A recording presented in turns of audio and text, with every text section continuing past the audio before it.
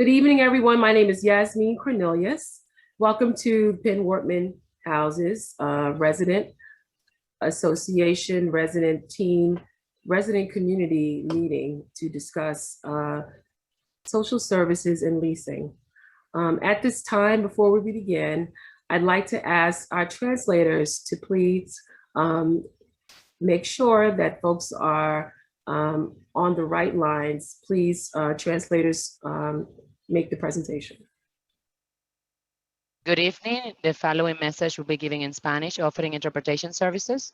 Muy buenas tardes para las personas que deseen escuchar esta teleconferencia en español.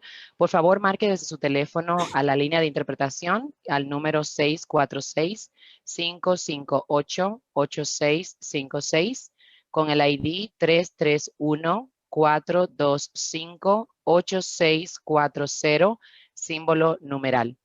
Nuevamente, si usted desea escuchar esta conferencia virtual en español, puede por favor marcar a la línea de interpretación simultánea, que es el número 646-558-8656 y el PIN o ID de la conferencia 331-425-8640, símbolo numeral. Si usted desea permanecer en su computador para ver el video de la conferencia, asegúrese de poner silencio o bajar el volumen de su computador para que no haya ruido de fondo. Y desde su teléfono, marque a la línea en español, que nuevamente es el 646-558-8656 y el ID 331-425-8640, símbolo numeral. Gracias. Thank you.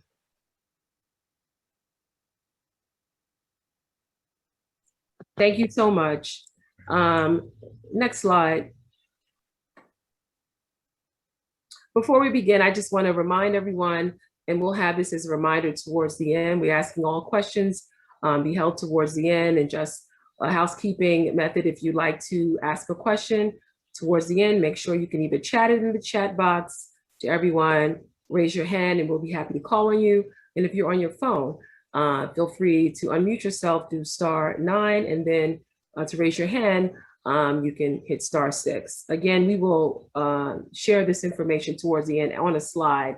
I just wanted to bring this up just so everyone knows the process. And now I'd like to turn this meeting over to my colleague at Dante's Partners, Mr. Michael Niameche. Thank you so much. Thank you, Yasmin. Thank you, everyone, for joining us tonight. Just to quickly go over the agenda, we're going to start off tonight with a note from NYCHA.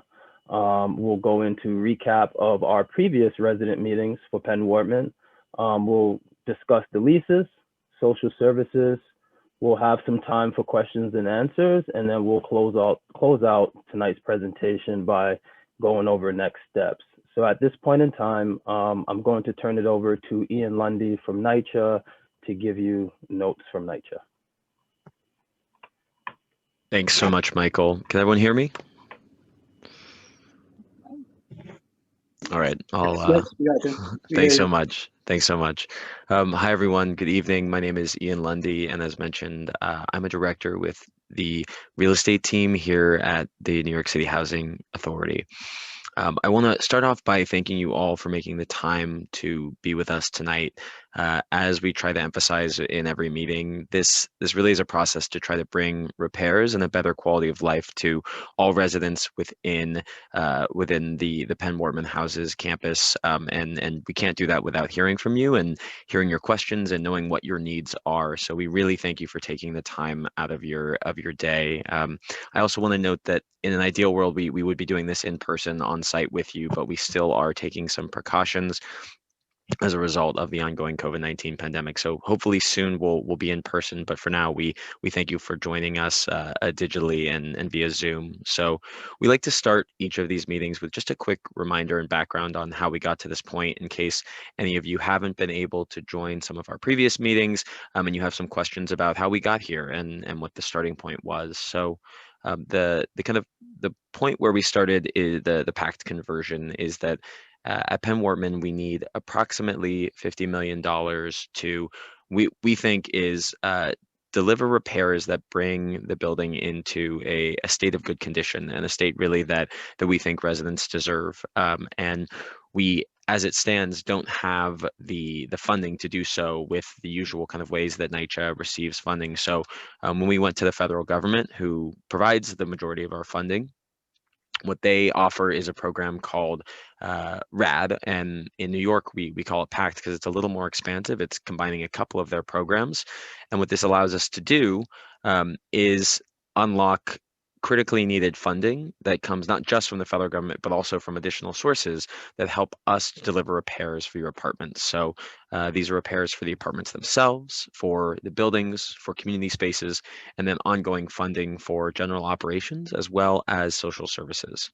So the way that PACT works is that developments are converting over to the more stable federally funded Section 8 program. So right now, residents are Section 9 residents, and with PACT, what we do is we work with the federal government to move over to their Section 8 program, which is still a part of HUD. It's still administered. NYCHA remains the administrator of the lease throughout the process, and we also remain the owner of the building.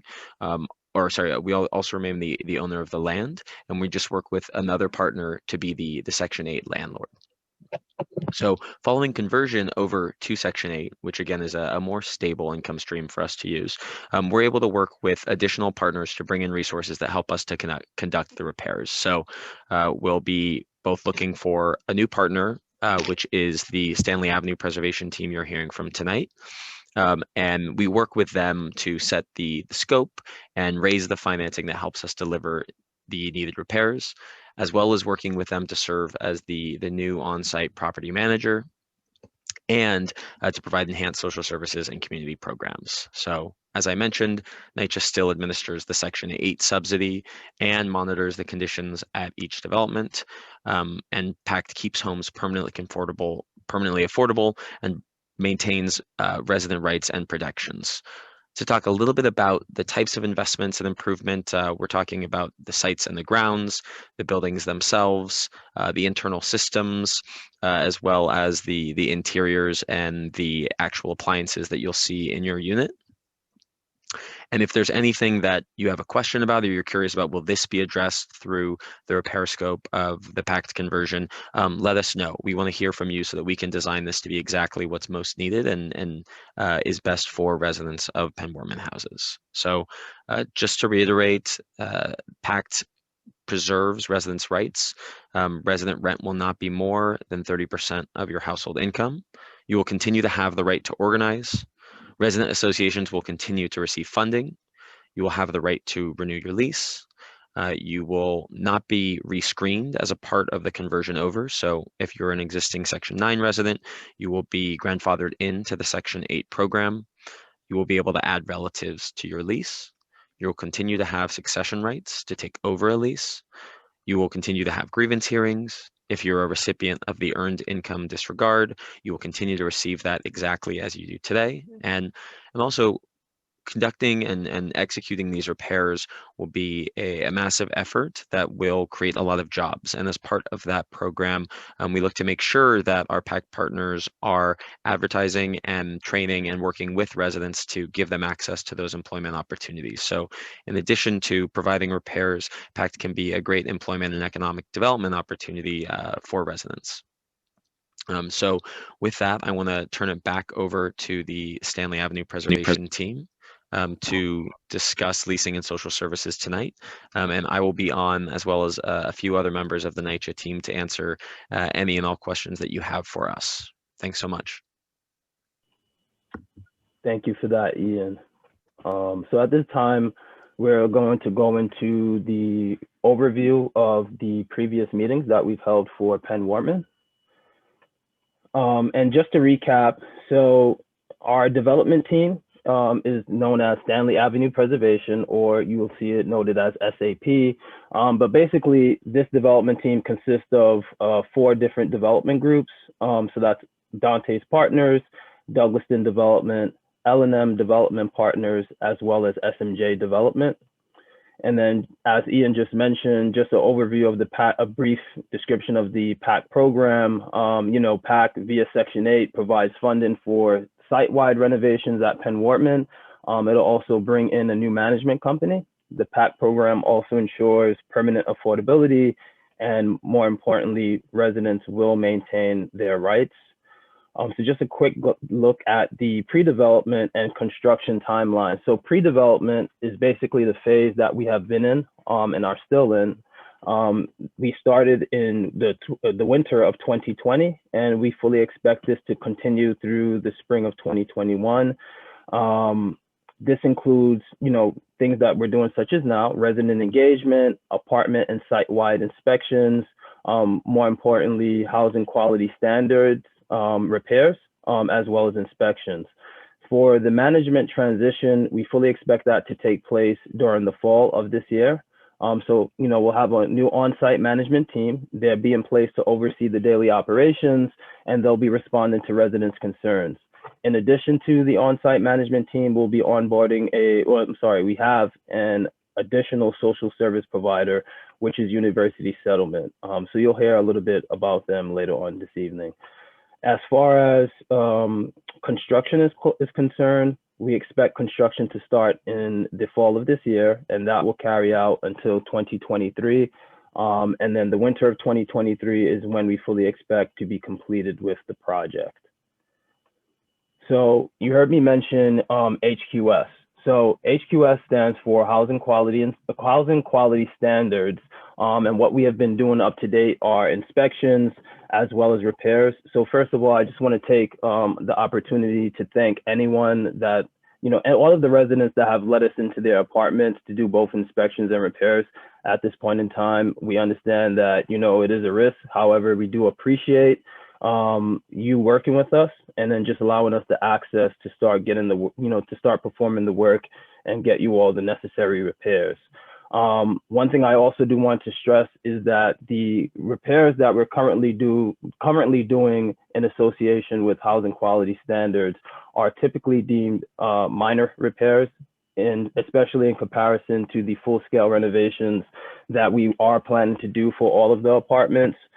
So I know at this point in time, some of the repairs have been ongoing. In no shape or form will the quality of the repairs that folks are experiencing right now is not a good representation of the quality of repairs that you're going to receive once we're able to get into the apartments and actually start the construction. So I just want to make sure I stress that point. There are certain parameters that we do have to adhere to during this point in time in conjunction with the HQS repairs. But as I mentioned, please keep in mind that in no shape or form are these going to be the totality of the repairs you are going to receive. They are going to be much more extensive, and they're going to be high quality repairs. So as far as safety is concerned, one thing, safety for the residents as well as the employees and staff members is something that we take with the utmost seriousness. So we do have a plan in place, the COVID-19 safety plan. Every household should have received a copy of the plan. If you have not received it, please do request one. And if you have received it and have not had the opportunity to read through it, we strongly encourage you to do so. But it basically outlines how we plan to keep residents safe as we're entering apartments to continue to do work. At all times, personnel, such as in the photograph to the right, will continue to wear a face mask, they'll wear gloves, they'll have booties, and they will always have an identifying badge when they are in your home. So we'll also limit the number of people that are going into the apartments at the same time, and we'll try to maintain social distancing to the extent possible. So again, if you see someone on site and if you cannot identify them via a badge, you don't see them wearing masks, you don't see them with gloves, chances are they are not a part of the Stanley Avenue preservation team. So the last meeting we had before now, back in March, was our landscape and design meeting. So the March Town Hall meeting was an opportunity for residents to really come in, voice their opinions about the existing landscape structure, and we went through a bunch of ideas and some contemplated designs for the renovation of the landscape area. So the design partner that we're utilizing for that is Star White House. And if you missed it, please go to our website. There is a link for the meeting located at our website. You can watch the entirety of that meeting. You also should have received the hard physical copy of that presentation. But, you know, if we haven't heard feedback from you, if you weren't able to join that meeting, we still encourage you to please reach out to us, provide us any feedback as necessary, because we definitely want to hear your thoughts for the renovation of the landscape area. So just some of the main topics we discussed included the playgrounds, the exercise areas, different pathways, recreational areas, community gardens, as well as other community spaces.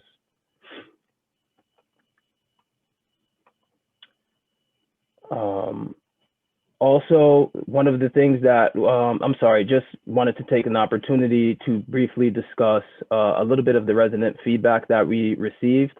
So just a few categories that folks were very critical was one, more maintenance and 24-hour security. Their residents also mentioned a trash and dog waste problem. So the need for more trash receptacles, pet waste stations, and more regular maintenance to keep the site clean. Of course, residents voiced their concerns about the rodents and the pest problem. And then just in regards to the playground, many people like the existing playground, but they do feel there needs to be more inclusiveness for younger and disabled children. So again, this information has been provided in the hard physical copy of this presentation, so you can read through some of all of the feedback that we received in March. What can residents expect from this PAC conversion? So what will stay the same? Residents on the PAC Section 8 PBV will continue to pay no more than 30% of their income. NYCHA will still own the land and the buildings. I repeat, NYCHA will still own the land and the buildings. NYCHA retains the development rights. The tenant association will remain a collaborative partner of the Stanley Avenue Preservation Team. Tenant participation fund will also be continued. And then residents in good standing will not be evicted. So just cannot stress that point enough. I know a lot of folks may hear, you know, we're coming in, there's going to be a lot of evictions and a lot of he say, she say. But as we mentioned, residents in good standing will not be evicted. So just to talk about a few things that will change. So most importantly, there's going to be in-unit and site-wide upgrades, including renovations to the kitchens, the bathrooms, the landscape, and the playground areas, such as I just mentioned. Common areas will be upgraded. And then we're also going to make plumbing and electrical upgrades. We are planning to enhance the security, so there will be site-wide cameras and access control. Also, the new on-site management team is going to be implemented to meet resident needs. As I mentioned, we will have an on-site social service provider in addition to the 2 existing social service providers. We are also going to have a new local hiring effort. So this will provide opportunities to NYCHA residents in both construction and management. And then one of the results of the conversion is the HQS inspections. These will now be annual. So at this point in time, we're going to jump into the leases portion of our presentation, and I will turn it over to my colleague, Lori. Good evening, everyone. My name is Lori Broderick, and I am going to go over the PACT lease. Next slide, please. So as part of the PACT conversion at Penn-Wortman, each household must sign a new PACT lease. The PACT lease was developed by NYCHA and informed by residents, advocates, and stakeholders. This lease cannot be changed without NYCHA's approval. A lease is a binding contract between a landlord and tenant for a specific period of time. Lease agreements outline the responsibilities of both the landlord and the tenant. Lease agreements memorialize tenant rights. The lease will ensure your apartment remains affordable to your household. Next slide, please. I'm going to now review some key pages of the lease. Page 1 of the PACT lease will be pre-filled with lease information NYCHA has on file for your household. During your lease signing appointment, please ensure all information on this page is correct. The effective date of your PACT lease will be the date of the PACT conversion, which is expected to be in fall 2021. Next slide, please. Page 2 of the PAC lease includes information about Section 8 and your monthly rent. This page will be pre-filled with your rent amount, which is determined by NYCHA's leased housing office. For project-based Section 8 participants, your rent will be no more than 30% of your adjusted household income. Tenants who currently pay a flat rent will have their rents increased to 30% of their adjusted gross household income over a 5-year phase-in period. Next slide, please.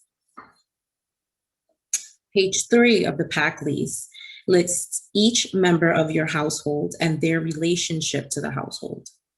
If you submitted a request to NYCHA to add or remove household members, please bring a copy of this paperwork to your lease signing appointment. After conversion, NYCHA's leased housing department will be responsible for processing requests to add or remove household members. Requests can be submitted online through the NYCHA Tenant Self-Service Portal or by calling the Customer Contact Center at 718-707-7771. Next slide, please. Page 5 of the PAC lease includes information about your security deposit and utilities. The security deposit you have on file with NYCHA will be transferred to CNC Apartment Management upon conversion.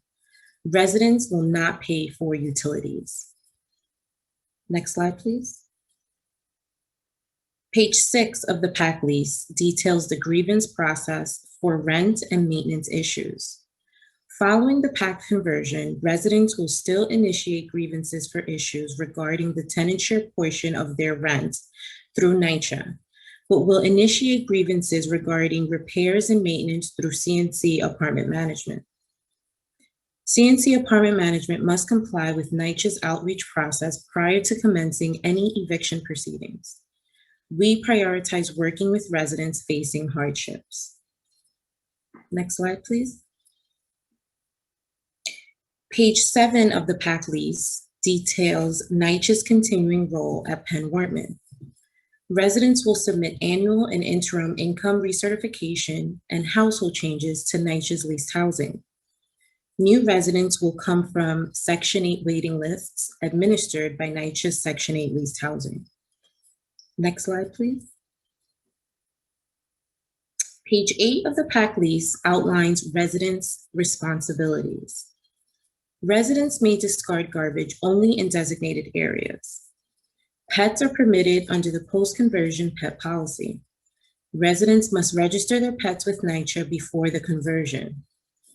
Pets must be on a leash in public areas of the development. Residents may not tamper with smoke or carbon monoxide detectors. Residents must notify management of peeling paint and children under 10 residing in a unit that may require window guards. Dryers are not permitted in units. Tenants may not paste or nail any carpet, tile, or linoleum to the floors, or apply wallpaper or other wall coverings to the walls or ceilings. Next slide, please. Page 10 of the PAC lease includes information about the duration of your lease and income recertification. Under the PACT program, your lease automatically renews each year. You will still need to complete income recertification through NYCHA's leased housing. NYCHA leased housing will notify you in writing when it is time to recertify your income and household composition as a Section 8 tenant. You can request an interim recertification if your income changes during the year. Next slide, please. Page 12 of the PAC lease details the smoking policy.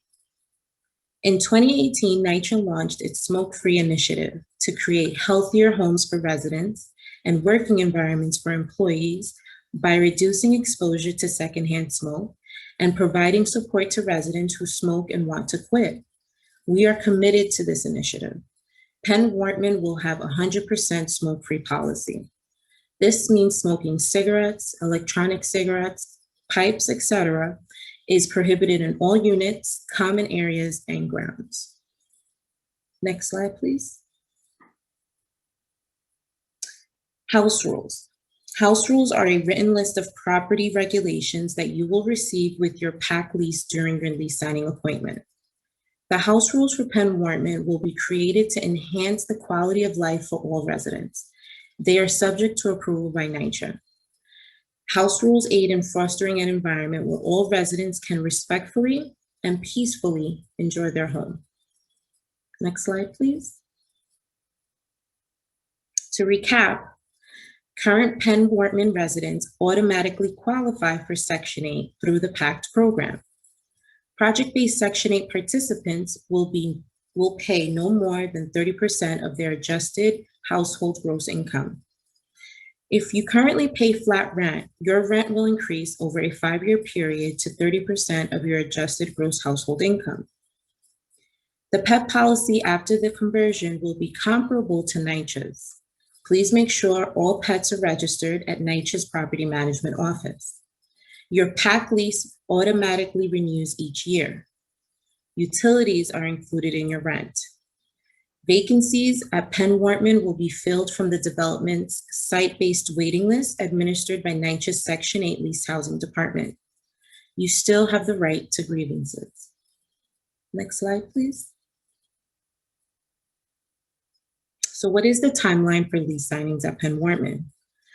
In mid-May, sample copies of the new leases were distributed to residents and uploaded to our website, stanleyavpreservation.com. The middle of this month, lease signing appointments will begin. Residents will receive appointment notices on a rolling basis. We will reach out to you for a lease signing appointment. Starting in July through September, lease signing appointments will continue. In fall of 2021 is the anticipated date of the PACT conversion. Next slide, please. At least 2 weeks before your lease signing date, you'll receive a written notice at your unit from Stanley Avenue Preservation stipulating the date and time of your appointment. We will work with you to schedule an alternate date if necessary. Only head of households and co-head of households need to attend the lease signing appointment. Your lease signing will take place at our office, which is located at 875 Pennsylvania Avenue, apartment 2F. If a resident is homebound or disabled, we will work with them to schedule a home visit for the lease signing appointment. Your lease signing appointment will take approximately 30 to 60 minutes. Your safety is our priority. Please wear a face mask and when applicable, adhere to social distance guidelines during your appointment. Next slide, please. How can you prepare for your lease signing appointment? Please review the sample lease that we delivered to your home. Extra copies are available in the property management office and on our website at stanleyavpreservation.com. Please gather any information needed for your lease signing. This information would be your driver's license or any government issued photo ID. If you have any documents for reasonable accommodation requests, please bring those as well. If you have any questions, please call us. The number 646-582-9791.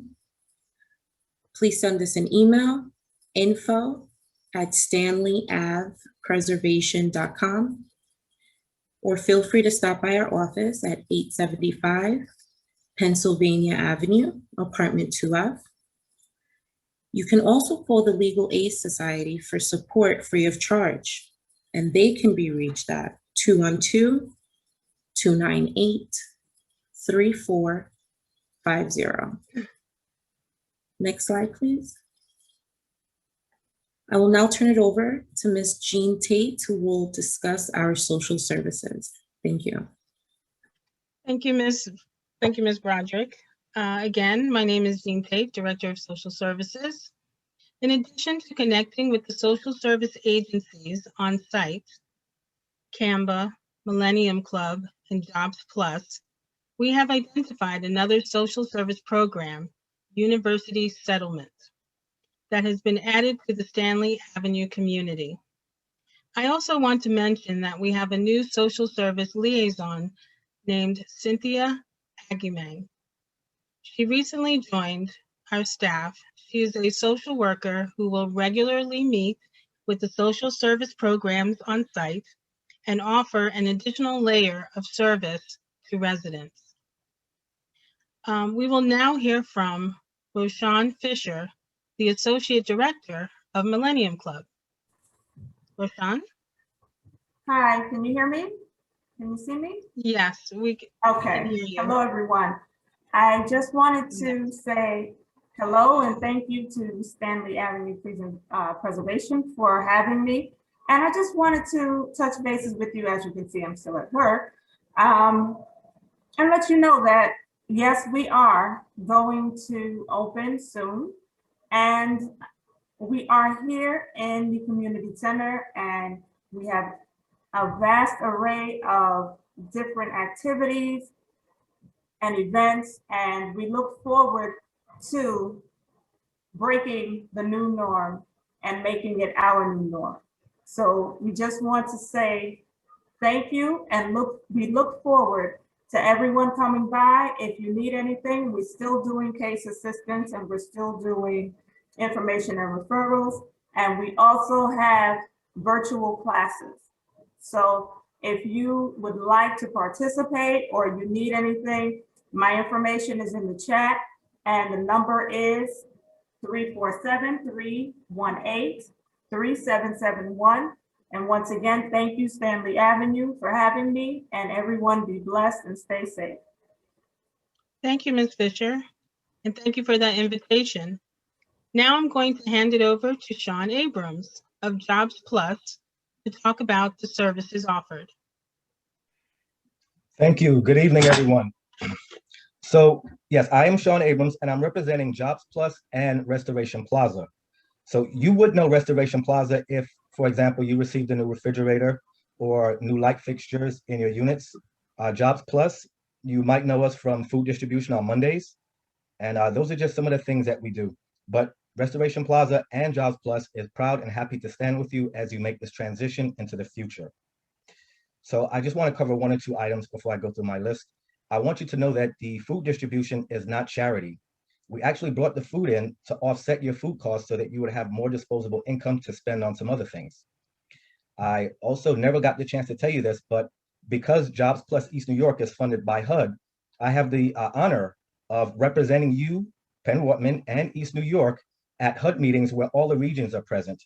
And we exchange metrics and best practices.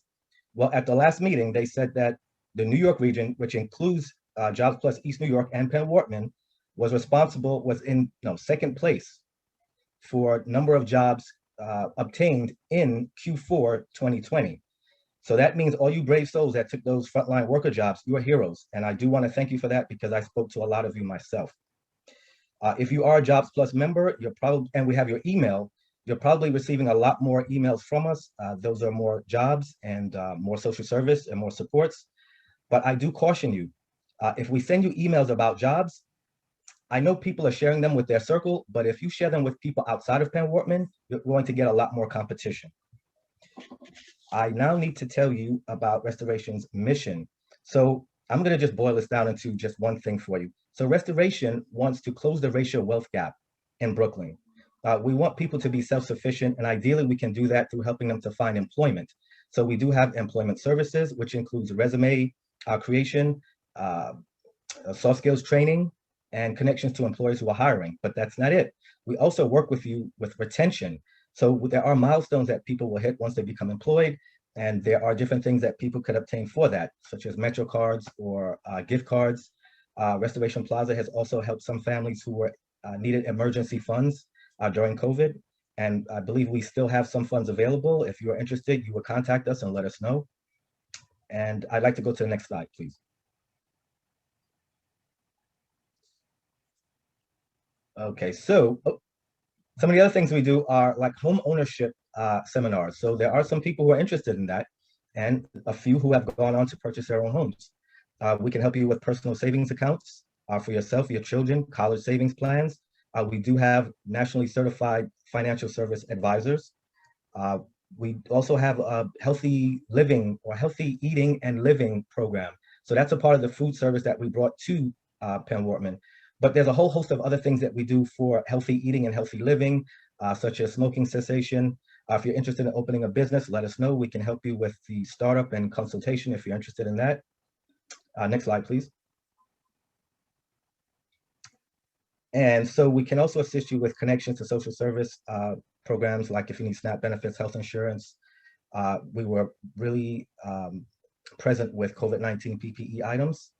We did give out masks and gloves, and I still have some stuff stockpiled if we should have the need for it. But if you are in need of things like eviction prevention, or you need help with immigration, we do have resources that we can connect you to, but we simply function as a community resource. So if you have a need, even if we don't have it in-house, we will help you to find it and secure it.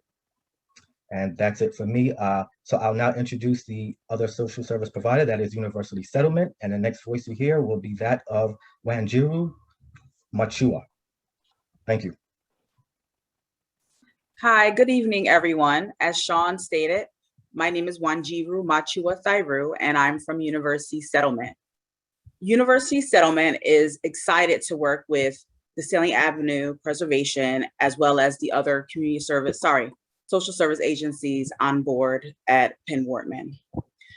So therefore, in addition to the existing services provided by Canva, Millennium Club, and Jobs Plus, SAP has created a partnership with University Settlement to enhance on-site programming and assist with resident engagement communication. University Settlement operates multiple community centers throughout the city and offers a variety of services and programs spanning early childhood, youth, mental health, adult literacy, senior services, after school, and family services programming. Next slide, please. As stated before, the programs under University Settlement are adult literacy, after school arts programming, early childhood, mental health services, older adults, summer camp, and social services, which is my program, Project Home.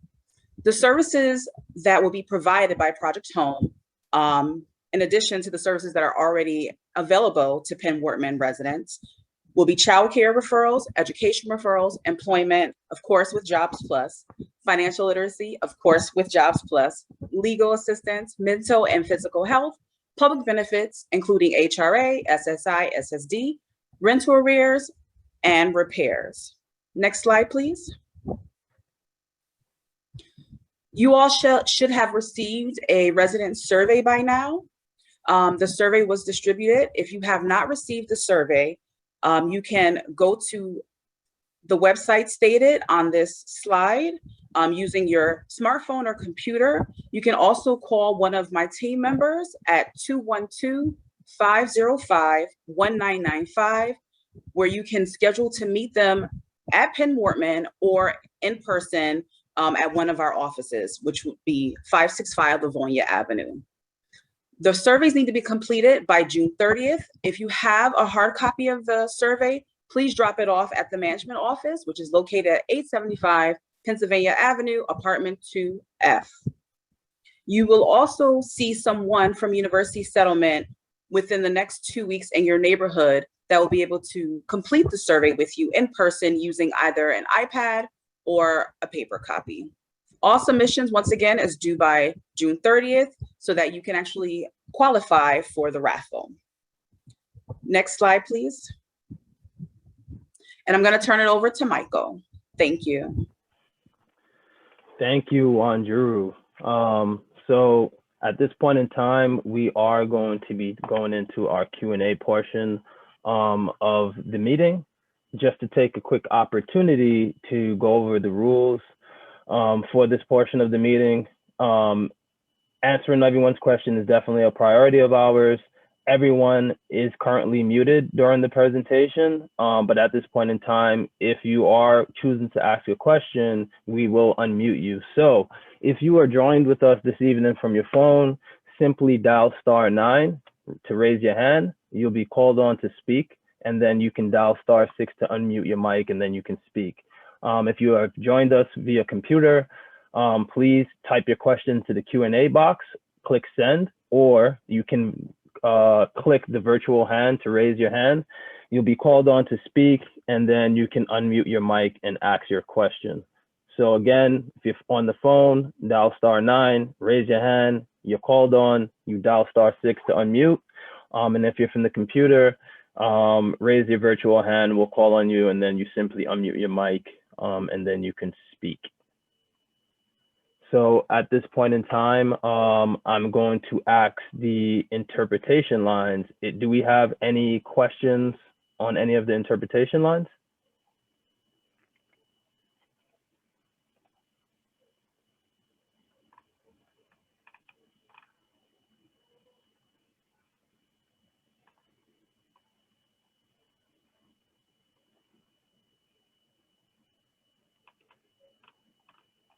And pardon the silence. I know it usually takes them a little bit to just make sure there's no one on the language lines that has a question. So just bear with us. Please allow me a second to ask. We had a person that was needing assistance to join the English line.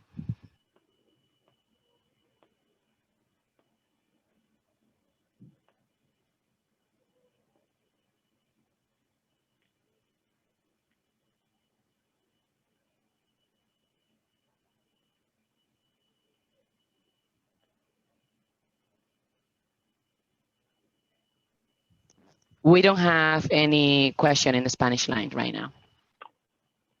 Okay. All right. So I'll open it up to everyone that's included in the main presentation. At this point, do we have any residents that have any questions?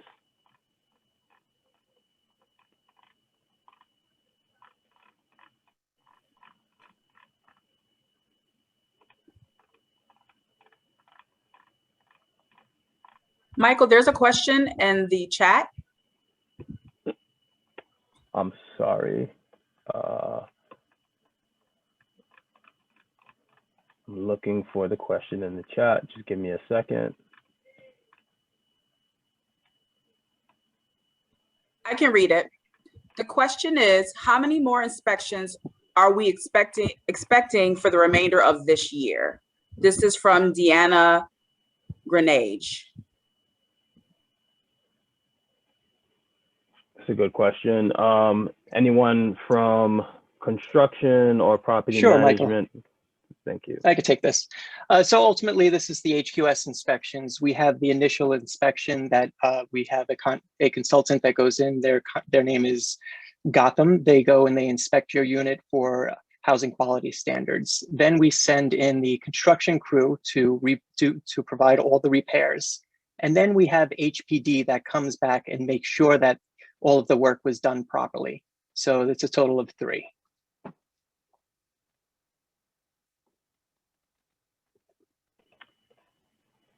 Great. Hi, this is John Garcia.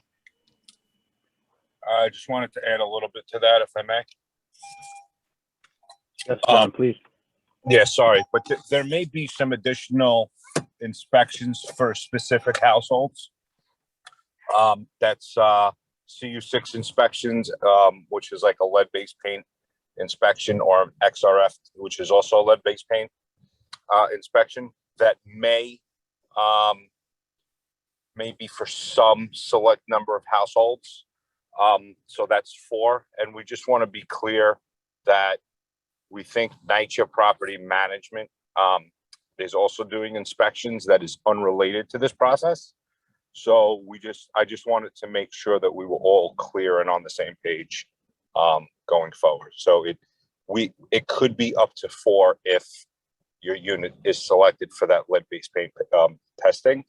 And then there may be some other inspections that are outside of us that may take place, but have nothing to do with this process.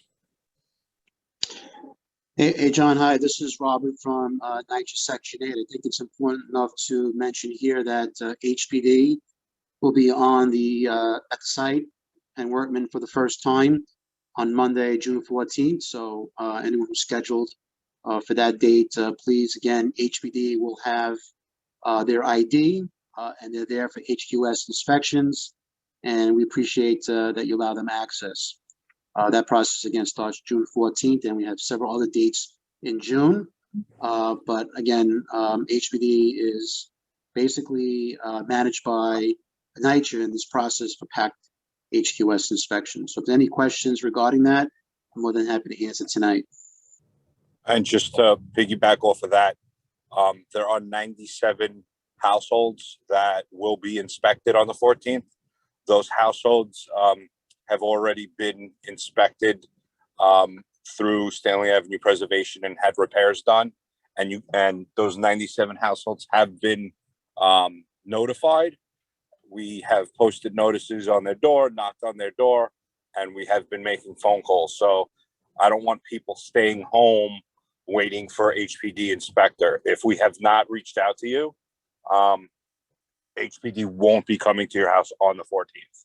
So we will communicate with you prior to. HPD is not just going to show up. You're going to know they're coming.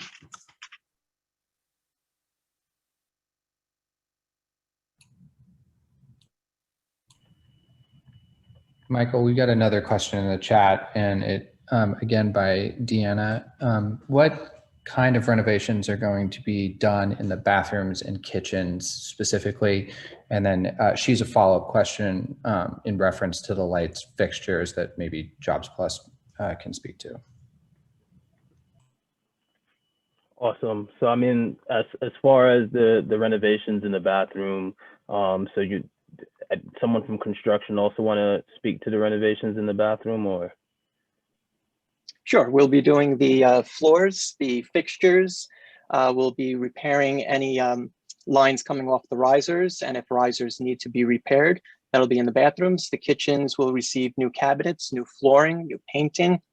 So we have and new light fixtures in both. Awesome. And then someone from Job Plus, would you like to talk to the comment regarding the recently installed light fixtures?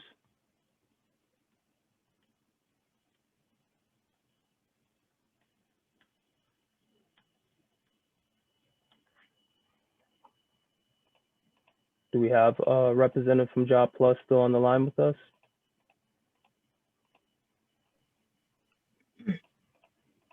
It looks like I think you have to leave. Okay.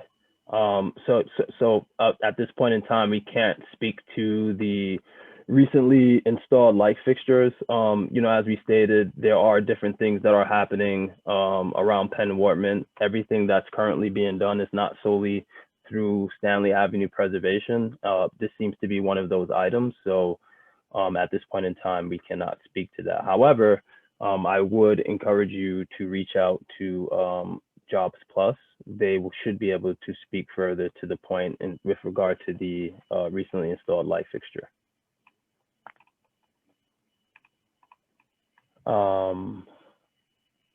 I am going to give the opportunity for a few comments from the council member's office. Do we have a representative from the council member's Barron's office at this point in time?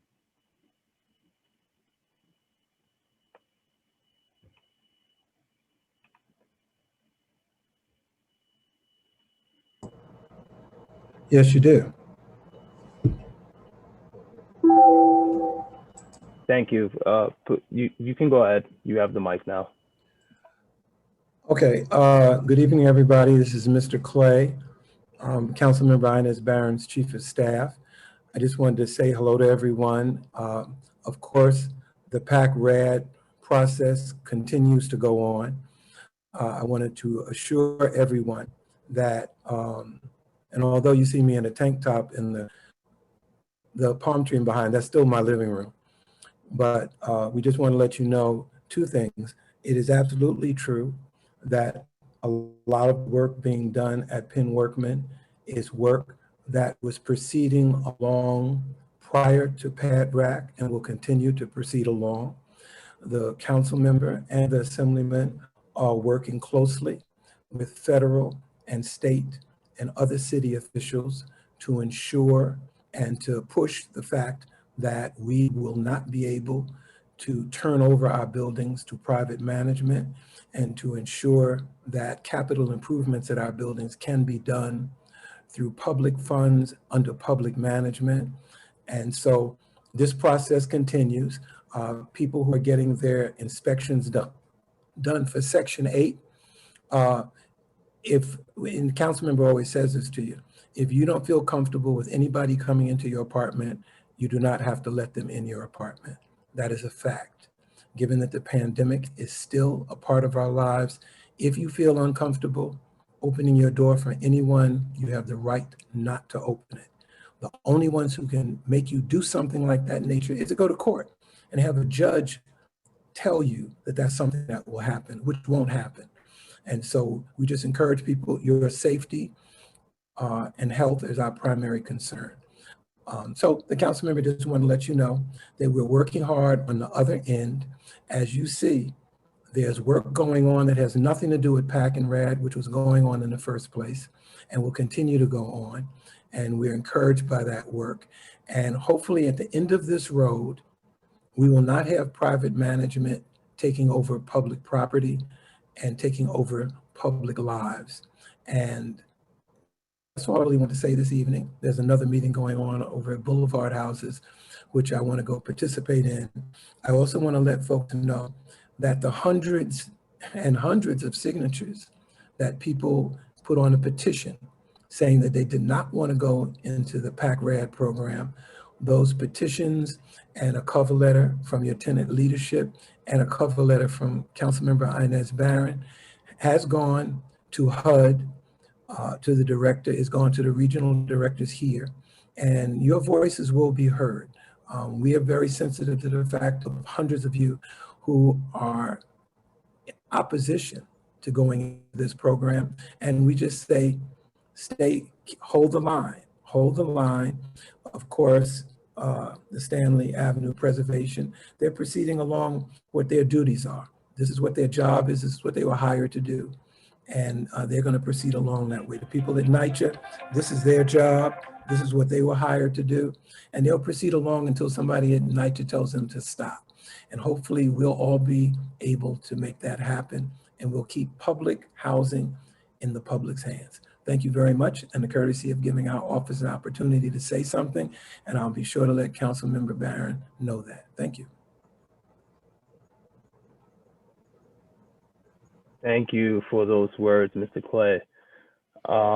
At this point in time, I'd like to give a representative from Senator Passad's office the opportunity to speak. So Ms. Horsford, Jennifer Horsford, feel free to unmute your mic.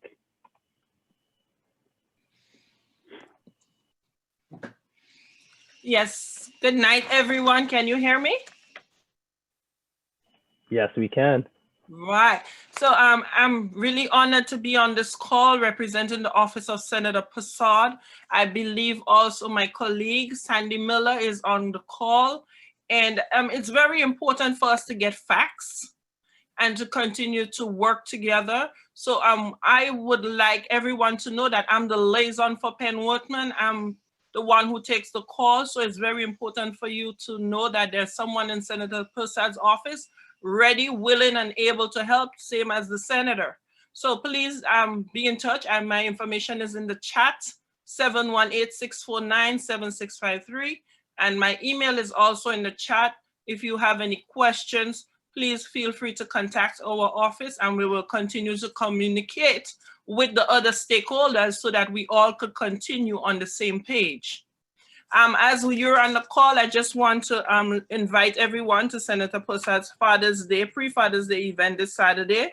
And it's 1222 East 96th Street, straight across from the Senator's office. Also, we have a food distribution tomorrow at Bronxville Salvation Army. And all of this can be found if you call our office. This is about really tenants' rights and improvement. And so I would not say more, but to let you know that, as Senator would say, you deserve to be served. And the more we work together, the better the community. So thank you very much.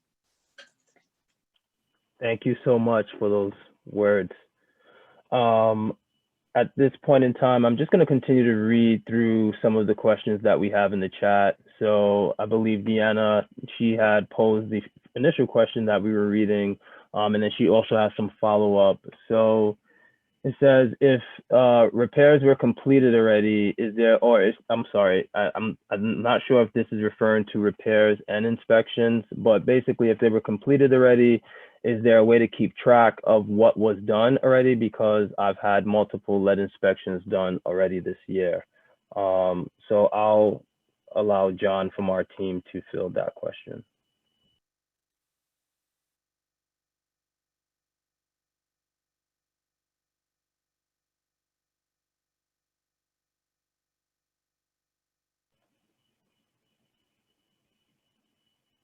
John, if you're talking, your mic is on mute.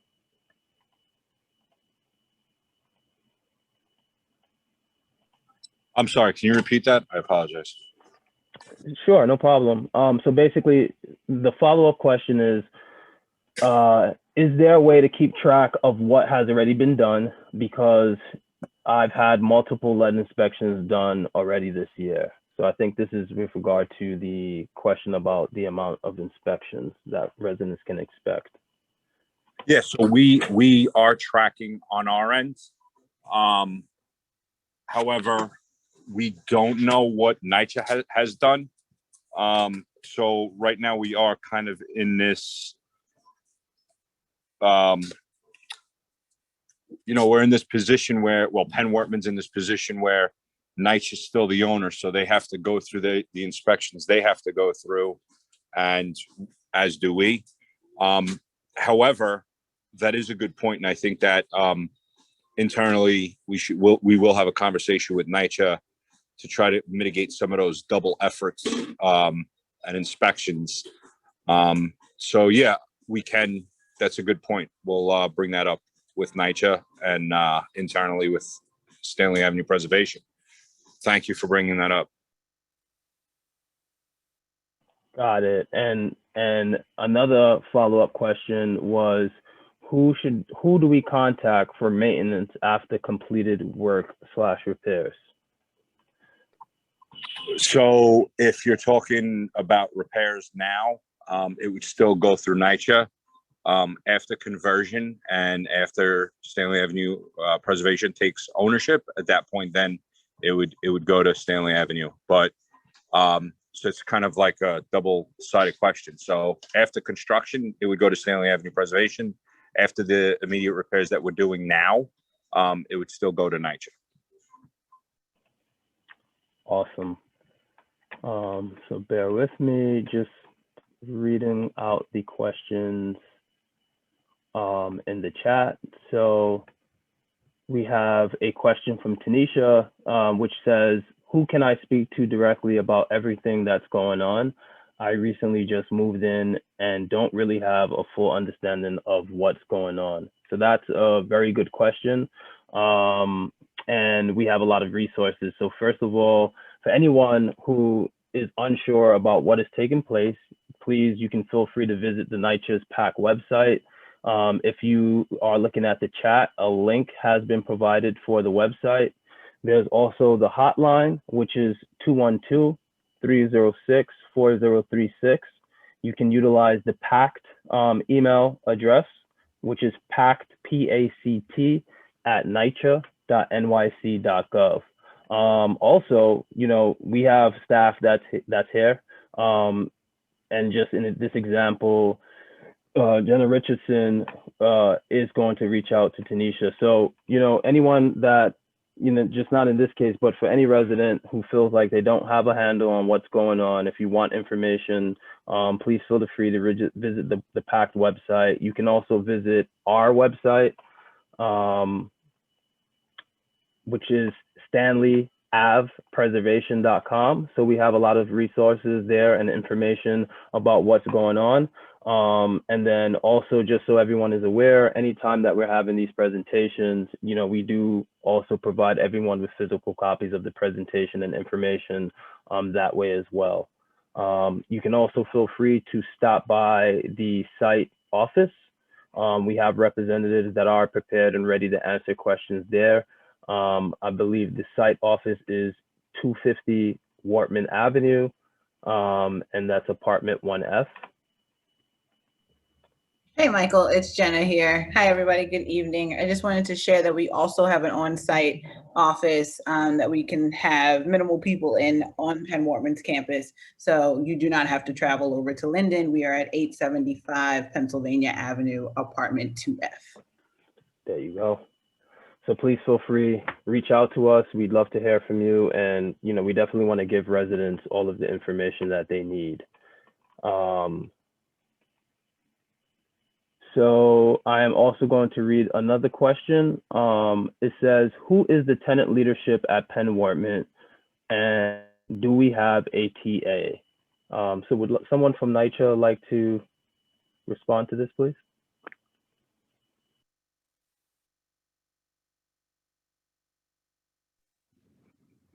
Hey, Michael, this is Ian. I'm happy to speak to this.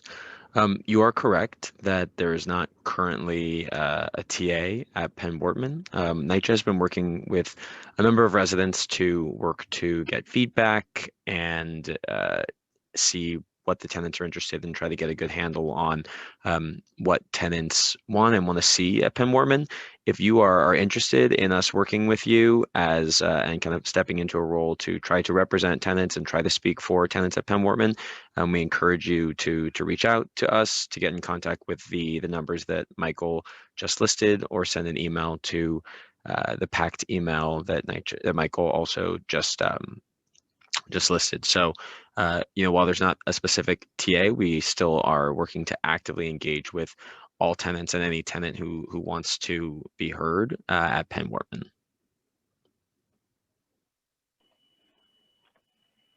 Awesome, thanks, Ian.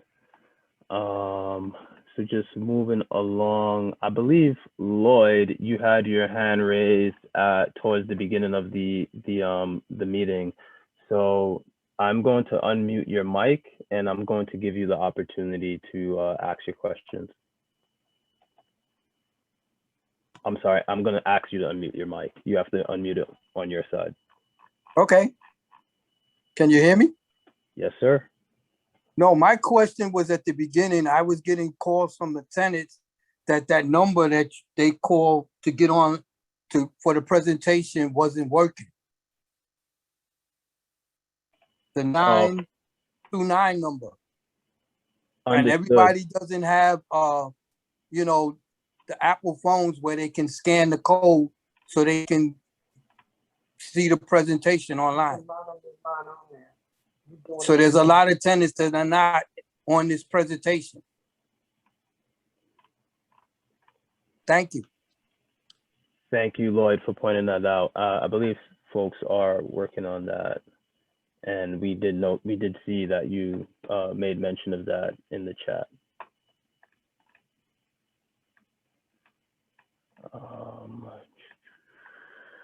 Let me see. Do we have any questions from the language lines?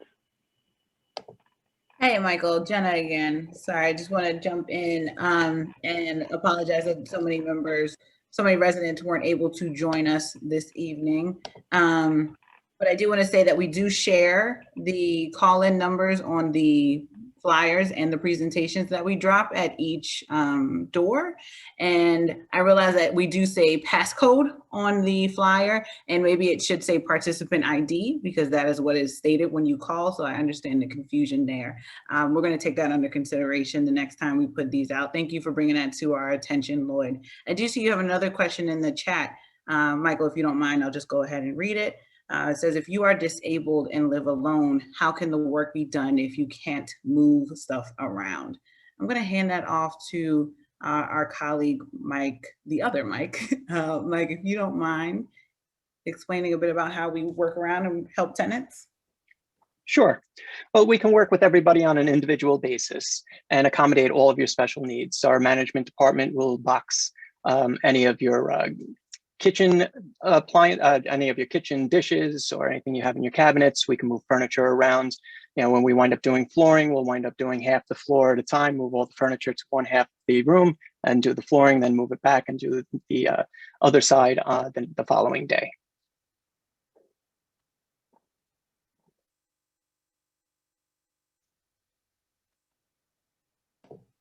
Awesome, thank you.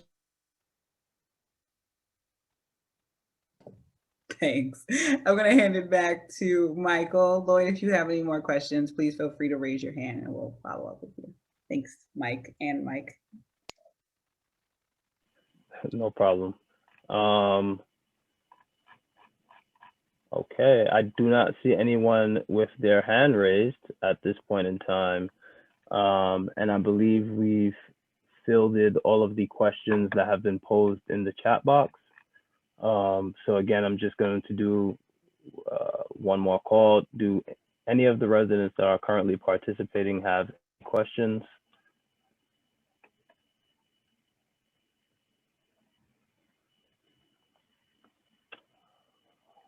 All right, so I think at this time we will close out the Q&A portion of tonight's meeting. We'll move into next steps.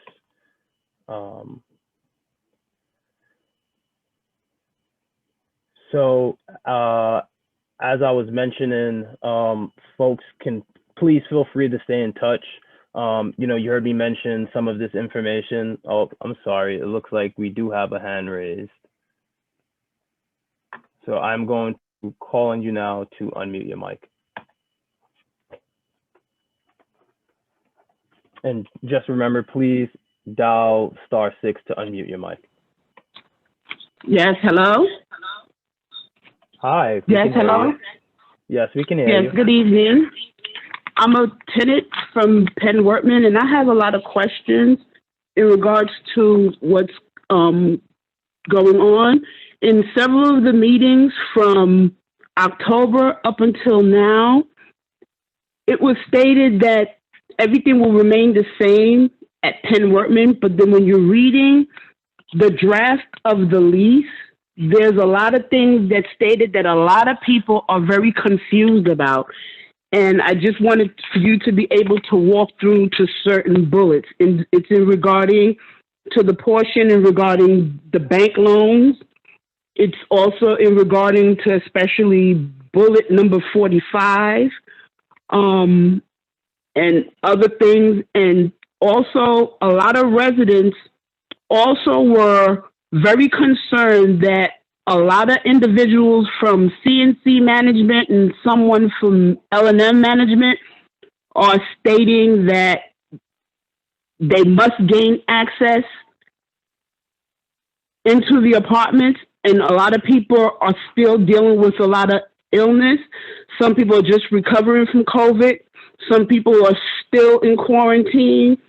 My thing is, NYCHA still has a remote mechanism for their employees. And when it comes to the tenants, they're saying that the tenants have to do X and have to do Y. And in every pamphlet that y'all put, y'all keep emphasizing that safety is the most thing important to Stanley Avenue preservation. And a lot of the times, as far as I'm seeing, that's not the case. Is because y'all aggressively going in regards to this project. Now, it may be a misunderstanding that Penn-Wortman don't want renovation. We want renovations, but not in the way that y'all saying that it is.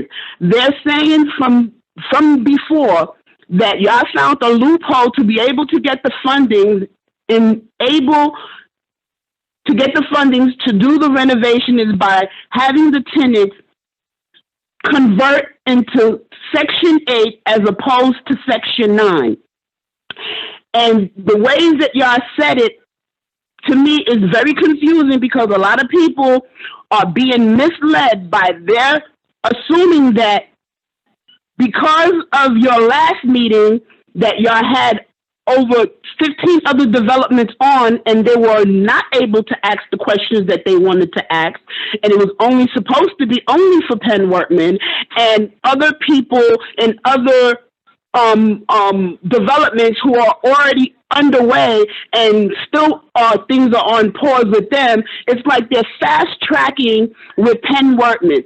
Y'all emphasize our rights, but I don't think that y'all are really worried and concerned about our tenants in regarding to their rights, is because y'all saying do as I say, because a lot of people who are speaking to individuals that are calling from your location, when they're specifying and they're stating that they don't feel comfortable right now signing and joining and just jumping ship to do something, that they're saying if they do not sign, that they're going to be evicted and they have to move. That is unfair, because at the end of the day, all the funding that were given under Section 9 was no mismanagement as far as the tenant. It was mismanaged in regards to the management higher ups, meaning the chairs on down between their levels. A lot of people are under duress and are being taken advantage of by saying that they have to sign, because if they doesn't sign, they have to move. That is unfair for the way that things are being said and done. Now y'all saying that light and gas is going to be included. It wasn't saying. Bullet number 45 says that once they sign, it's you lose the subsidy in the for these premises. At the end of the day, y'all make it seem as if under Section 9, all the infractions is only done under Section 9. There are a lot of infractions currently right now all over New York City and all over New York State in regarding Section 8. Section 8 is not perfect. Section 8 has a lot of flaws. Section 8 you have tenants who are currently under Section 8, whether it's the choice voucher or not, and a lot of things is not being done. Moving forward, and it clearly states in your draft, it says the rent will remain at 30%, but within 5 years, whenever there's a but behind something, that's meaning anything can be changed, anything can be amended, and everybody is not getting a full understanding what's going on. A lot of people want to be able to sign because they are under the assumption that they can get a choice voucher to be able to move out of state. A lot of people who already have the vouchers are being sent back, who received it from New York, is because of the things that are incorrect and being done wrong. Now, my question is, how is it that people in Penn-Wortman that have a key to go into their apartment and they have someplace to rest their heads, and people who are currently living in the shelters, in the streets, that are unable to get a Section 8 voucher, that y'all going to say that Penn-Wortman will have first choice, first priority? It's the same thing. You want the tenants to be able to lock in after 1 year. If they choose not to stay after 1 year, it's either they have to move or they have to reapply for housing again. That is very unfair. There are a lot of working class people. There are a lot of people that are disabled. There are a lot of people that don't know how to read and write. They don't understand. A lot of senior citizens, they just scared that they want to sign because they don't want to be homeless at their old age.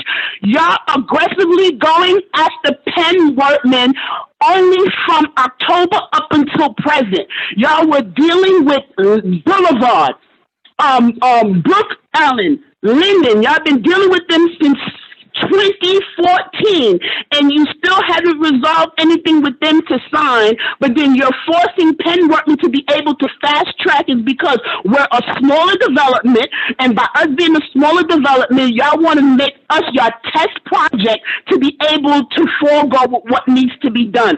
At the end of the day, you keep saying that we have rights. You're not listening to what the tenants are saying. Y'all just moving forward, you're telling them to do. Y'all don't even have a contract yet that's even signed. A lot of people, personal information is being given to people, and they're not asking the tenants. Suppose tenants don't want to sign. That means now your company has all their information. What about their privacy? That means you're violating their rights. So at the end of the day, What y'all doing is wrong. I'm not saying we don't want renovation. I'm just saying we do not like how you are aggressively going after Penn-Wortman to do things and everybody is unclear, unsure, don't know what to do. There's so many people now are moving because of what's going on, and it's wrong. It's wrong, it's wrong, it's wrong for what you're doing. At the end of the day, I want all the residents to know public housing is for public, not for profit. Section 8 is for profit. At the end of the day, the developer is the one who's going to make the most money because he will get a percentage of whatever money is needed, and then in injunction, also in receiving, he's going to get kickbacks from the contractors that he contracts to be able to do the work. It's unfair. Out of 325 developments, they chose 62. They just lumped Penn-Wortman in at the last minute. They've taken advantage of the pandemic to do what they need to do. And I'm just saying it's unfair the way that y'all doing it. You keep saying that y'all doing things. Y'all supposed to be doing the infrastructure for Penn-Wortman with the water main, with the water line, with the sewage. Because nobody's done it and y'all saying that y'all doing it, everybody's under the impression that Stanley Avenue Preservation is the one who's doing it. No, DEP paid for this work to be done. The basketball court that y'all saying that's being done, that y'all going to do the state-of-the-art basketball courts. The basketball courts is being done as right now. My thing is y'all don't give the tenants ample time to be able to talk and have questions. Y'all leave.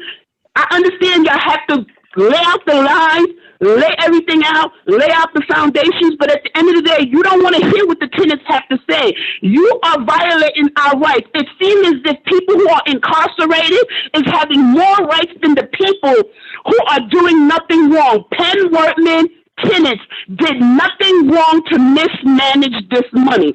At the end of the day, the chairperson, he's coming into a city where he is handling over 420,000 residents coming from a state that he goes to or in a city that he only handled only 11,000. That is a very wide difference. Please don't think that I'm angry with y'all. I'm just frustrated. There's a lot of people that are scared, and it's wrong. It's wrong, it's wrong, it's wrong how everything is being done. Windows, y'all going to say the lighting, the fixtures. Penn-Wortman was already under renovations. The windows is being done now. Everything is being done that was left off. Thank you, and you have a good day. Thank you so much, Ms. Eve. We really appreciate you raising all of your points, and you said a lot of important things that I want to make sure that we can address, but first and foremost, I just want to make sure that everyone knows that, right now we're hosting this meeting exactly so we can listen to residents. So first and foremost, we want to hear from you. We thank you for bringing any concerns you have to us. And I do want to make sure that everyone knows that if you are not comfortable with the teams entering your apartment, you are under no obligation to let them in. This is Ian Lundy from NYCHA. If you are worried about the pandemic, if you have any other issues that currently make you uncomfortable letting someone into your apartment, you are more than welcome to let them know that, at this point, I'm not comfortable. If you have any questions about the lease, if you have concerns about the process, you are able to either call us. If you want to call the Stanley Avenue Preservation team, there's a lot of different folks there who can help walk you through it. Or if you don't want to talk to either us or Stanley Avenue Preservation, there's actually kind of free independent legal advice and a legal hotline that every resident at NYCHA has access to, and you can call them and you can ask them about what your rights are under the lease, what this process looks like. And I want to make sure everyone's aware that this is still a long process. So we started last fall, and we won't be converting and closing on this until this coming fall. So that's about a year of conversations and talking with tenants and listening to tenants that we have been and will continue to be committed to doing, because while there are some repairs that are happening at Penn-Wortman right now that NYCHA has had the ability to fund, we do not have the ability to fund the comprehensive repairs. And we don't want to just do the windows. We want to repair the grounds. We want to repair the buildings. We want to repair the elevators. We want to repair the whole apartment. We don't think it is sufficient to just do components, to just do the basketball court and to just do the windows. So I also want to make sure everyone knows that this program isn't a loophole. It really is a partnership with the federal government. So we work with them with Section 8, and we're going to be working with them. Sorry, we work with them with Section 9, and we're going to continue to be working with them with Section 8. So this really is an effort from NYCHA working with the federal government and additional partners to access both the resources and the skills and expertise to bring you a better condition and an increased quality of life. So anyone who has concerns or additional questions, we're going to still be here. And there's also a variety of other sources and resources that are available to you to make sure that that you feel comfortable, because that really is our priority. Your health and safety is why we're pursuing this in the first place, to make sure that the baseline quality of your housing is improved, but also throughout the pandemic, we want to make sure that you're comfortable. That's why we're doing this online. And if you don't feel comfortable, NYCHA wants to make sure that you know that it is your right to say no, and that there won't be consequences for that. So you can, if someone's coming to your apartment and you're not comfortable, you do not have to let them in. If you have other concerns and reasons why you don't want to let someone into your apartment, please call us and let us know. And we want to talk to you and see if we can provide you some answers that make you feel more comfortable. And if you don't want to talk to NYCHA, we understand that as well. And that's why we've arranged for a free, independent legal hotline run by the Legal Aid Society, who work with a lot of different tenants and organizations throughout the city and do a great job advocating for tenants in New York. And Michael, I don't know if we have that information available to provide, the legal aid hotline. I want to make sure that everyone on this call has that number, and that they know that if they want information and a resource outside of NYCHA and outside of the Stanley Avenue Preservation Team, that is there for them.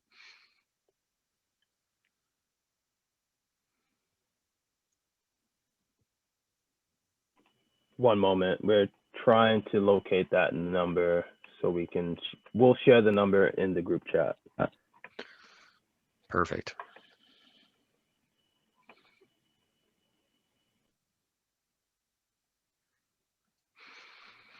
Hi, everyone. I have the number for those that are calling in for the Legal Aid Society.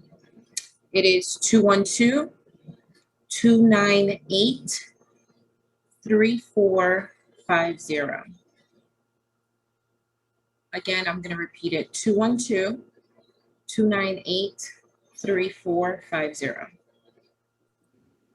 And just to reiterate, this is independent, free legal services who are going to make themselves available to any and all NYCHA residents who have questions about this program. They have consulted and provided feedback on the lease. We've changed the lease in line with what they've heard from feedback from tenants. So they really are a great resource who know about this process and have even done a good job advocating for improvements to the process for tenants. So this is the Legal Aid Society. It is free of charge. There will be no charges to you. And these are independent attorneys who can provide you feedback on questions you have and this process in general. And I'll just repeat that number one more time. It's 212-298-3450.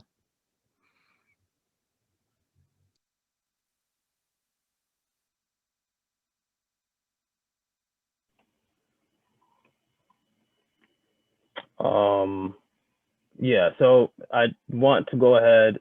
John, I just wanted to make sure we clear up any confusion with some of the other things that she mentioned as far as,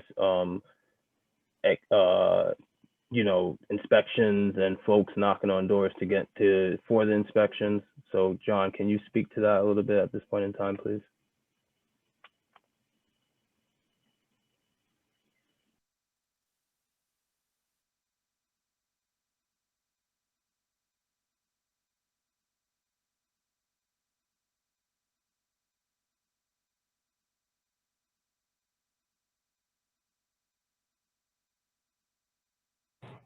I'm sorry. I had a technical issue before when I came back on.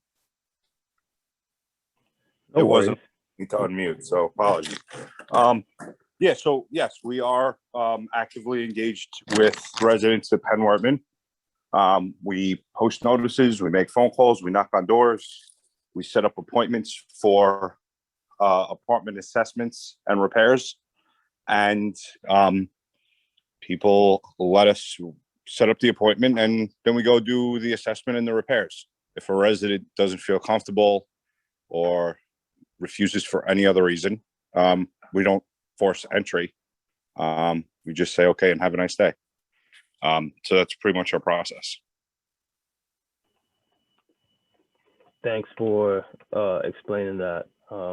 Just wanted to make sure the residents are fully aware of what our process is, and that is very clear.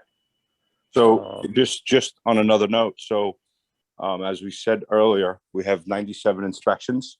That's residents that let us in willingly, let us do the assessment, and let us come back to make the repairs.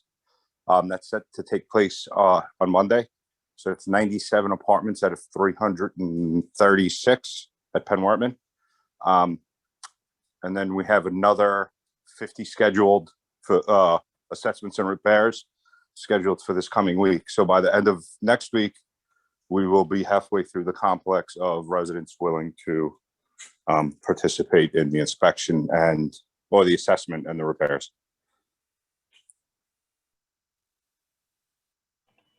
Got it. Thank you, John. All right. So looking in the chat to see if we have any other questions.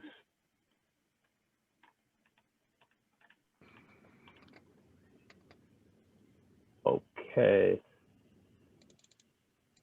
Michael, looks like there's a question to please explain number 45 on the lease. Yes. Which I believe relates to the clause, this lease premises is not subject to rent stabilization. Adela, apologies if I mispronounced that. Adela Webster, is that correct? Okay. Is Robert still with us on the line and want to speak to this? Otherwise, I'm happy to. I can speak to this one, Ian, if you want me to. Oh, great. Thanks, Thank you. Hi, everybody. My name is Melissa Renwick. I'm a senior advisor for NYCHA's Lease Housing Program. As you can see, I'm still at the office, so please excuse my mask. Section 45 of your lease indicates that the lease is not subject to rent stabilization. This clause is just required essentially to provide notice to others, mainly housing court judges, that this is not a rent stabilized lease. Rent stabilized leases have specific protections under the law, and this is not that lease. This is a project-based Section 8 lease, and there are lots of protections in this lease that were negotiated with residents and legal aid to make sure that this lease has very robust tenant protections and resident rights built in. So it's just letting the world know that this is not rent stabilization. It is a packed lease, and there are sections of it that detail greatly all of your rights under this lease. Do you have a follow-up question?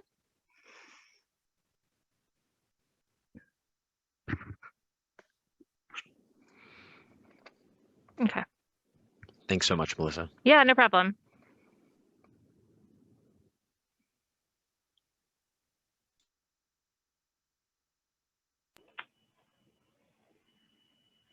All right.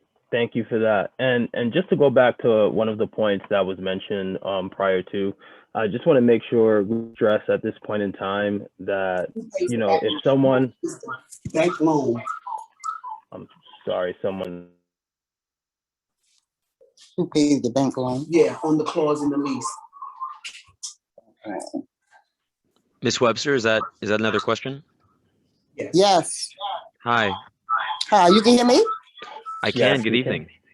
Okay, good evening. So who pays the back loan, the bank loan that you're getting? We pay for the loan through the Section 8 subsidy that we receive from the federal government and through the portion of rent that we receive from the tenant. So every kind of month we receive both rent from tenants of Section 8, and we receive subsidy from the federal government. We first use that to make sure that we're paying for all the expenses at the site, for social services, for utilities, for things like electric, for water, for gas, for maintenance and cleaning. And then with the funds that are left over, we pay the debt service. That's how we pay kind of the annual payments, the same that you would on any loan. So it's primarily from the subsidy from the federal government, and then also from a portion of the tenant rent. Okay, one more question I gotta ask you. Of course. So we have to pay for light and gas too? If you currently pay for light and gas, you will continue. If you don't currently, then you will not. Okay. But somebody just said that we'll be paying for light and gas at Penn-Wortman. The property manager will, right? Right. So you pay your portion through I don't your pay rent. anything. Well, then in that case, then you just pay your rent, and whoever manages the property, they have to pay whoever manages, for instance, like the utility for those services for the whole building. So for water, for example, that's something that the property manager is paying for, and they're doing that with the funds that come in from the federal government. Okay, so what do you consider our rights? Your rights? You have robust rights under the Section 8 program. I spoke to them at the beginning, but I'm happy to kind of repeat and talk through those. So principal among them is that your rent remains at no higher than 30% of household income. You will continue to have and Michael, was there a slide that lists these that we could go back to just for everyone to reference? So within 5 years, it can go up? No, the only time you're going to see your rent increase is with a change in your income. So your rent will always be tied to your income. It'll be 30% of the household income. But that's not what it says in the So Ian, I can answer that. Okay. So in the lease, there is some language in there about a 5-year phase-in, and I think that's what Ms. Webster has identified. That only applies to tenants that are currently not paying 30% of their income towards rent. So there are some public housing residents today that under the rules for public housing, they pay less than 30% towards rent. They pay something that's called flat rent. If you are paying flat rent, you will know this because on your lease addendum and rent notice that you receive from NYCHA, it will indicate that you are paying flat rent. If you are a resident that is paying flat rent after this property converts, your income will be phased in over time until it reaches 30% of your household income. But under project-based Section 8, tenants pay 30% of their household income towards rent. Okay, I just want to know because I haven't gotten on any other meeting. This is my first time on a meeting, so I wanted to know everything that's going on.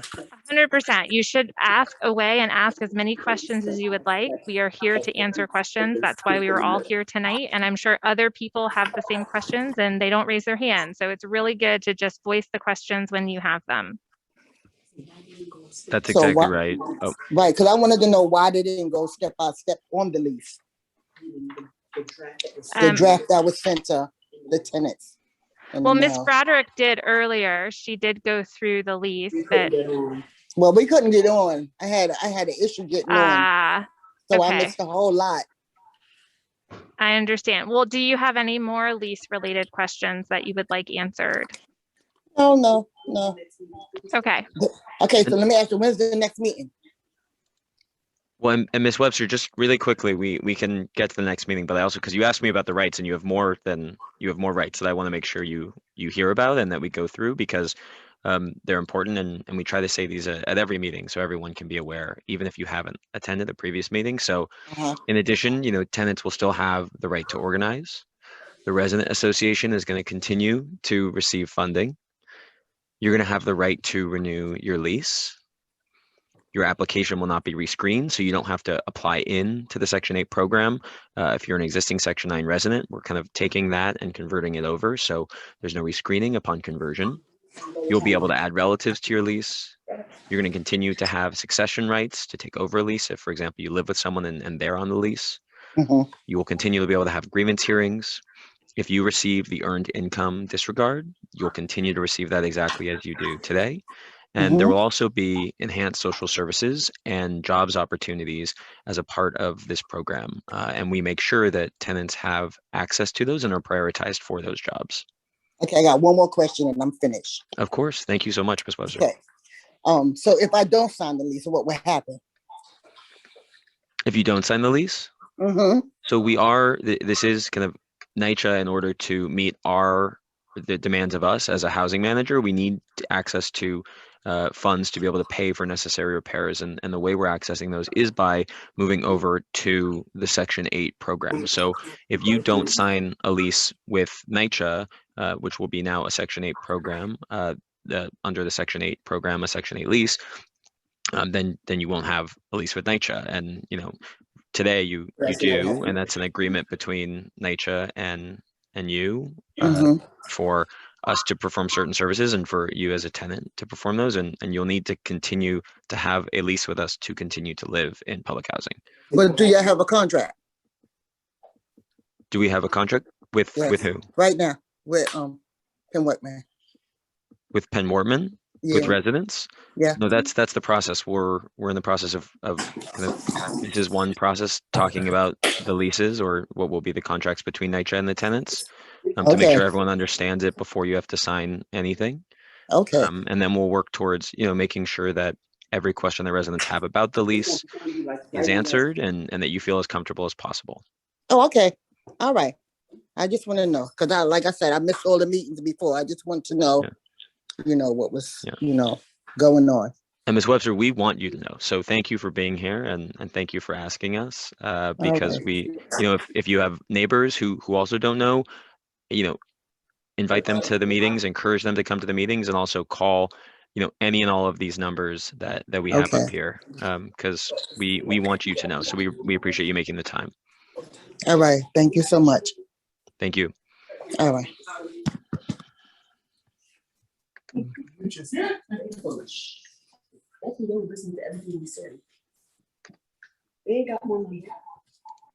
Okay, just bear with us as we are looking through the chat.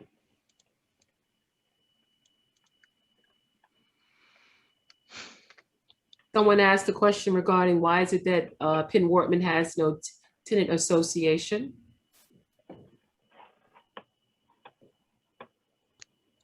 So I'm happy to speak to this unless Annette is on the line and would like to. So there are obligations for how tenant associations need to be formed and the steps that the tenants need to take to form them and to continue to have a recognized tenant association with NYCHA. My understanding is that the tenants at Penn-Wortman have not to this point gone through those steps and gone through that process to be officially recognized, but are welcome to do so at any time and to contact NYCHA, and we can work with you to form a tenant association, provided you can go through the right steps and procedures.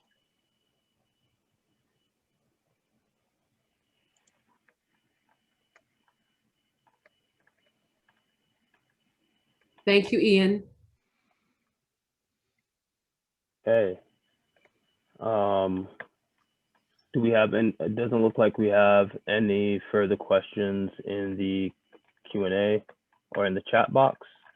And I do not see any hands raised at this point in time. Well, actually, one moment, I do see a hand raised.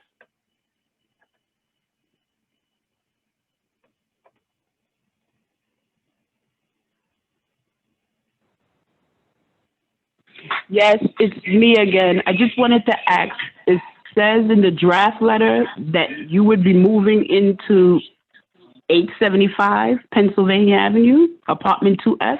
Do you know when this will take place?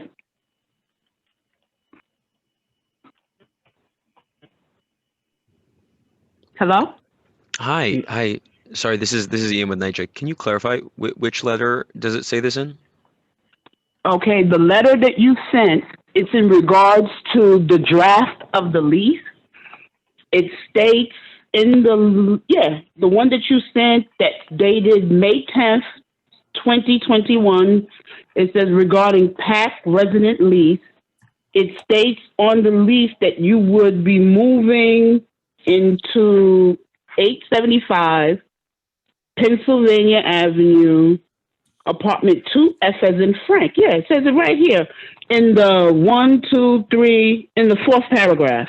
It says, we will contact you in the coming weeks to schedule a lease signing appointment for all adult members of your household. Your lease signing will take place at our office, which is located at 875 Pennsylvania Avenue, apartment 2F.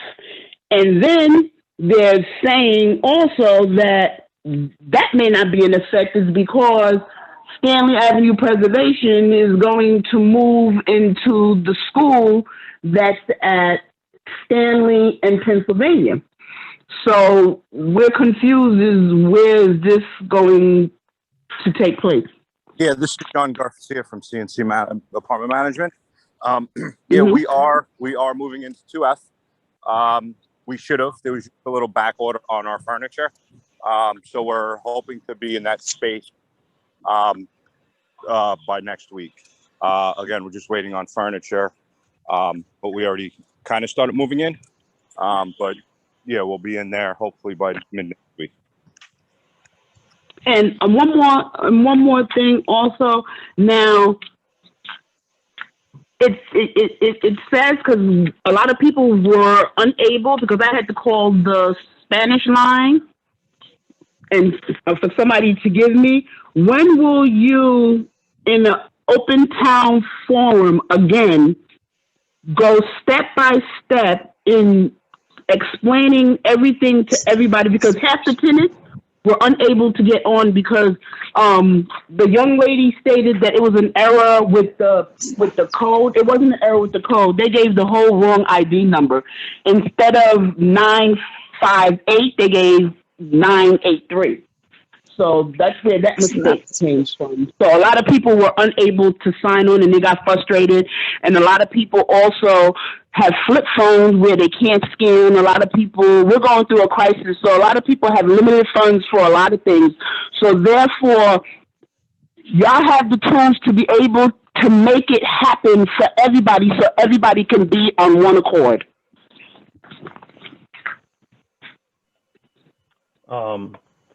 You know, again, we do apologize for any discrepancy or any error on our behalf in which, you know, folks haven't been able to join tonight's meeting. Just in preparation for the meeting, you know, one of the things that we did do is everyone has a physical copy of all of the information that has been presented. At another point in time, you know, this meeting is being recorded, so we will have a link to the recording of the meeting posted on our site. So folks can, you know, rewatch this meeting. And then other than that, as far as a specific date for our next town hall, we'll have to circle back to that, but please be advised, you know, just such as we did here, we will have flyers circulated, and we will have flyers and a lot of advertisement for the next town hall around the site. But yeah, that's what I can say on this subject at this point in time.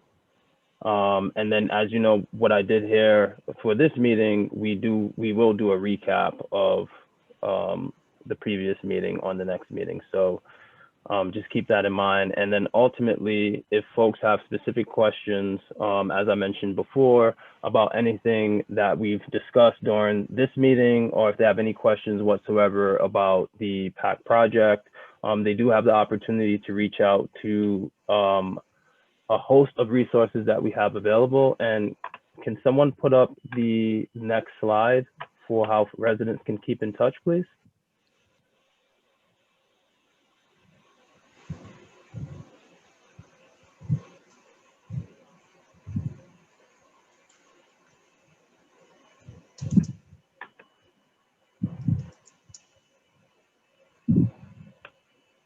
Is the slide currently being shown? Yeah. Perfect. So for project updates and to join our email list, please visit our website at www.stanleyavpreservation.com. You can write to us via email, and the email address is info stanleyavpreservation.com. You can give us a call utilizing the phone number, which is 646-582-9791, and then click extension 2. And then you can also reach out to our partners, right? So you have University Settlement. The phone number for them is 212-505-1995. They're located at 565 Livonia Avenue. There is also a designated PAC hotline from NYCHA. The hotline is 212-306-4036. There's also a dedicated email, which is pact@nycha.nyc.gov. And then there's also a website, which is on.nyc.gov/NYCHA-pact. So, you know, if anyone ever is to miss a meeting, you know, it's unfortunate. We do encourage everyone to join these town halls, but if you are to miss the meeting, we have an array of resources available for folks to get the necessary information. Not only reach out to the SAP development team, but they can reach out to NYCHA or any of our PAC partners. So at this point in time, I am going to turn it over to Ian Lundy to give some brief remarks before we close out. Ian? Thanks, Michael. Just want to one more time reiterate how much we appreciate all of you being on the line with us tonight, and want to emphasize that we are in the middle of a long process. This is a year of planning and talking to residents and thinking through what's best for the site. So any and all feedback or questions that you have, we welcome, and we invite you to send to us, to send to the Stanley Avenue Preservation team, or to send over to, if you would like an independent advisor, the legal aid hotline. So I'm going to wish everyone a good night, and thank you all again for being on with us.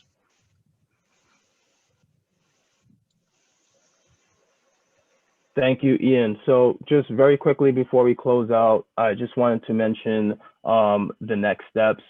So as you heard, University Settlement will be compiling the responses from the resident surveys, and they will present their findings at a later resident meeting.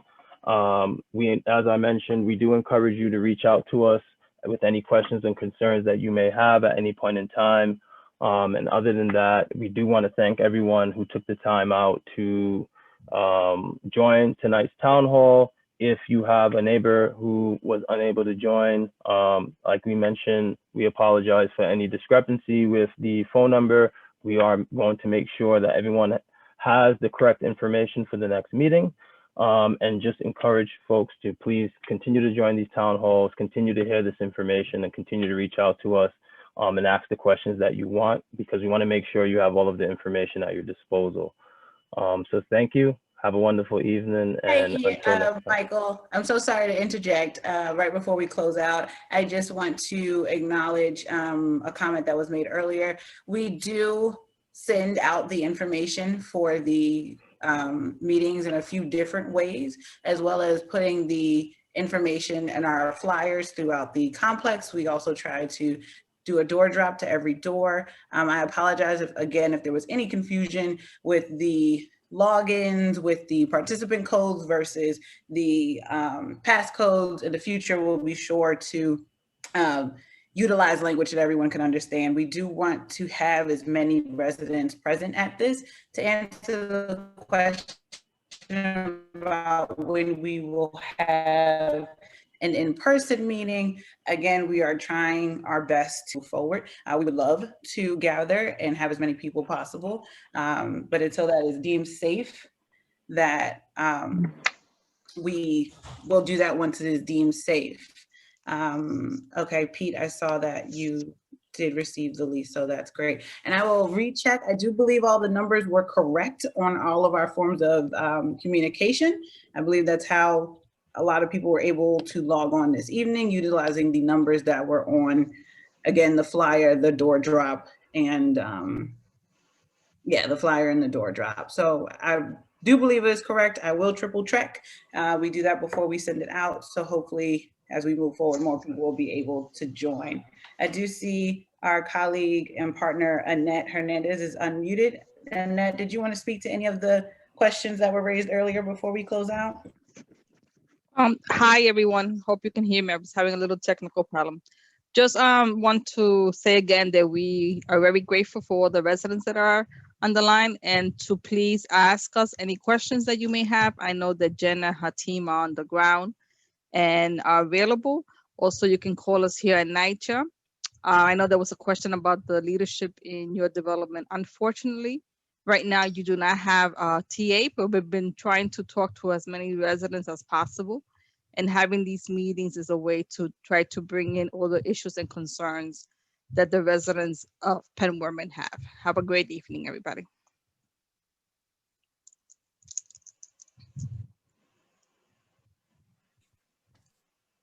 Thank you. Thank you. All right.